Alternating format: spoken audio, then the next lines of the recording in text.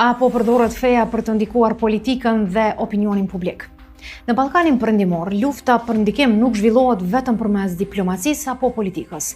Ajo bëhet edhe përmes narrativave që qarkullojnë çdo ditë në media dhe rrjete sociale.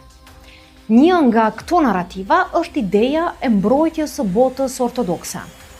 Në dukje ajo paraqitet si një mesazh për ruajtjen e identitetit dhe traditës, por në praktik kjo narrativ shpesh përdoret për të ndërtuar histori politike dhe për të ndikuar mënyrën se si njerëzit e shohin konfliktin dhe gjeopolitikën.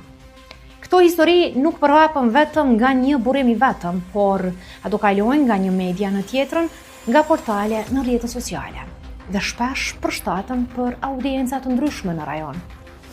Studime të ndryshme tregojnë se në Ballkanin Perëndimor, ndikimi informativ lidhet me aktivitete dhe narrativa që vijnë nga aktorë si Rusia, Kina dhe në disa raste edhe Irani, të cilët përpiqen të ndikojnë diskursin publik dhe perceptimin e zhvillimeve ndërkombëtare. Shpesh qëllimi nuk është që të gjithë besojnë një histori të vetme. Qëllimi është krijohet konfuzion, mosbesim dhe polarizim.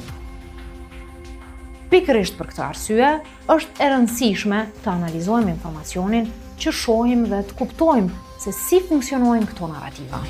Për më shumë analiza dhe informata të verifikuara rreth dezinformimit dhe zhvillimeve gjeopolitike në rajon, ndjeq dhe Geopost.